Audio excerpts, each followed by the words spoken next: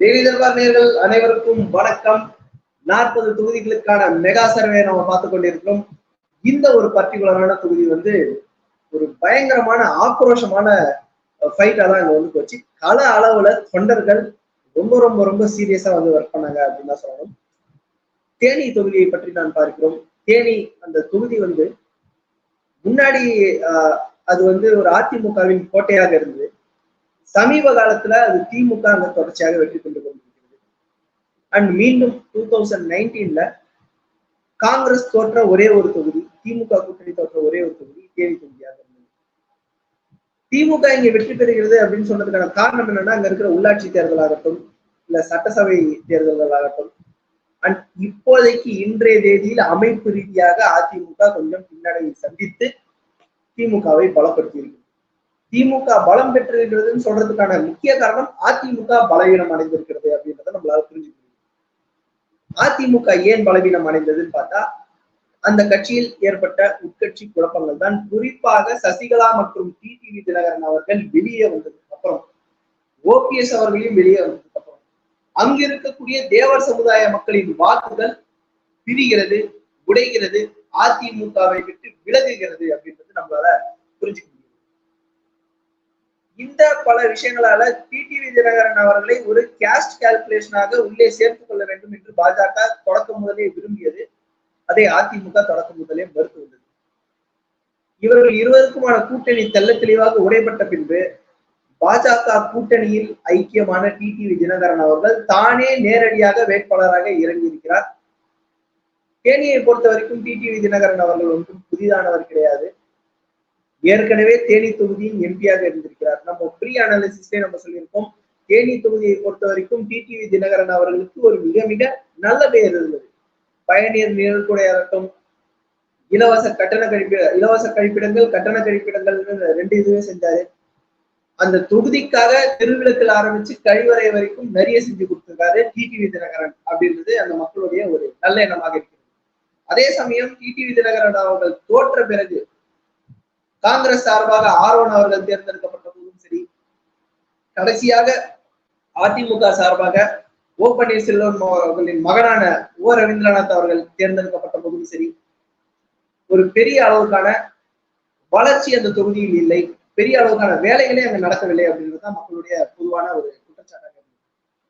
மீண்டும் டிடிவி தினகரன் போட்டியிடுகிறார் அப்படின்றது மக்களுக்கே ஒரு சந்தோஷமான விஷயமாக தான் இருந்தது நம்ம பார்க்க முடியுது. காரணம், தொகுதிக்காக வேலை செய்த ஒரு நபர் வருகிறார் அப்படின்றது அவர்களுக்கு ஒரு சந்தோஷமாக இருந்தது. ஆனால் இதற்கு ஆப்போசிட்ல டிஎம்கே போட்டது ஒரு ஸ்ட்ராட்டஜிக்கான மூவ் போட்டாங்க.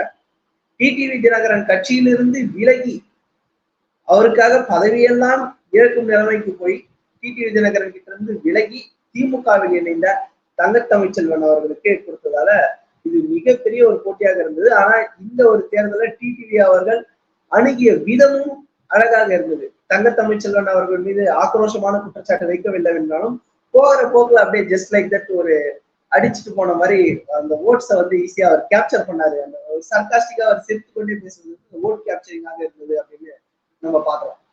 அதே சமயம் தங்கத்தமிழ்ச்செல்வன் அவர்கள் இந்த இடத்துக்கு எப்படியும் நாம் தோற்றுவிடக்கூடாது அப்படின்றத ஒரு கங்கணம் கட்டி கொண்டு அலைந்தார். பட் டிடிவி தினகரன் அவர்களுக்கு ஒரே ஒரு பின்னடைவாக அவர் தேனியில் மட்டும் போக்கஸ் பண்ணாம கிட்டத்தட்ட எல்லா தொகுதிகளிலும், தென் மாவட்டங்களில் உள்ள அனைத்து தொகுதிகளிலும் பாஜக வேட்பாளர்களுக்கு, பாஜகவின் கூட்டணி கட்சி வேட்பாளர்களுக்கு ஓடி ஓடி பிரச்சாரம் செய்தார். உண்மையிலேயே அருமையாக பிரச்சாரம் செய்தார் டிடிவி தினகரன். தென் மாவட்டங்களில் ஒருவேளை பாஜகவிற்கு எதிர்பாராத அளவுக்கு ஒரு வாக்கு சதவீதத்தில் உயர்வு வந்தால் அதற்கு டிடிவி தினகரன் அவர்கள் மிக மிக முக்கிய காரணமாக இருப்பார்கள் அப்படின்னு சொல்கிறேன். இவ்வளவு நம்ம பேசுறோம், அங்க அதிமுக தான் ஸ்ட்ராங்கா இருந்துச்சு. அதிமுக அந்த இடத்துல இருக்குதா இல்லையா அப்படின்ற ஒரு கொஸ்டின் வந்தது. அதிமுக சார்பாக நாராயணன் சாரதி அவர்கள் போட்டியிட்டாலும் அங்கே போட்டி என்பது டிடிவி தினகரன் அவர்களுக்கும் தங்கத்தமிழ்ச்செல்வன் அவர்களுக்கும் தான். ப்ரீ போல் எலெக்ஷனோட அனாலிசிஸ்ல நாம சொல்லியிருந்தது டிடிவி தினகரன் வெற்றி பெறுவதற்கான வாய்ப்பு குக்கர் சின்னத்தில் அதிகமாகவே இருக்குதுன்னு சொல்லியிருந்தோம். போஸ்ட் போலில் ஆச்சரியப்படும் விதமாக பல இடங்களில் தங்கத்தமிழ்ச்செல்வன் லேசாக முடிகிறார். இதற்கு காரணம் உண்மையிலே நிறைய பேருக்கே குழப்பமாக தான் இருக்கு. கடைசி அந்த பிரச்சாரம் எல்லாம் முடிஞ்சதுக்கு அப்புறம் ஒரு 2 நாள்ல ஏதோ சம்பவம் நடந்திருக்குதோ அப்படின்ற மாதிரி எல்லாம் கூட நிறைய பேர் கேட்கறாங்க. பல இடங்களில் தங்கத்தமிழ்ச்செல்வன் முந்துகிறார். சோ இந்த ரிசல்ட் அனாலிசிஸே நம்ம எப்படி இருக்கும்னு பாக்குறோம்னா, காலையில அனௌன்ஸ்மெண்ட் வந்ததுக்கு அப்புறம் கொஞ்ச நேரம் டிடிவி தினகரன் அவர்கள் முன்னிலையில் இருக்க வாய்ப்பு இருக்கிறது. சிறிது நேரம் கழித்து தமிழ்ச்செல்வன் அவர்கள் வருவதற்கான வாய்ப்பு இருக்கிறது. மீண்டும் டிடிவி, மீண்டும் தங்கத்தமிழ், இந்த மாதிரி ஒரு நெக் டு நெக் காம்படிஷனாக போய் இறுதியாக டிடிவி தினகரன் அந்த லைனை கிராஸ் பண்ணுவாரு அப்படின்றதுதான் நம்மளுடைய கணிப்பாக இருக்கிறது. நாம் இந்த தொகுதியையும் ஒரு டஃப் ரிசல்ட் தொகுதி என்றுதான் நாங்கள் கணிக்க விரும்புகிறோம். காரணம் என்னவென்றால், ப்ரீ எலெக்ஷன் அனாலிசிஸ் படி டிடிவி தினகரன் முந்துவதாக இருந்தாலும் கடைசி நேர கட்டத்தில் எப்படி என்றே தெரியவில்லை என்று தான் சொல்லணும். ஏன்னா நம்ம மக்கள் வந்து வெளியில பேசுறதெல்லாம் ஒண்ணு பேசிட்டு ஓட்டு போடும்போது மாற்றி போட்ட அளவுக்கு மக்கள் எல்லாம் கொஞ்சம் உஷாரா தான் இருக்காங்க. அந்த வகையில் டிடிவி தினகரன் அவர்களுக்கு டஃப்பாக இருந்தாலும் கடைசி கட்டத்தில் எப்படியாவது கொஞ்சமாவது முன்னேறி அந்த கரை சேர்ந்து விடுவார் அப்படின்னு தான் நம்புறோம்.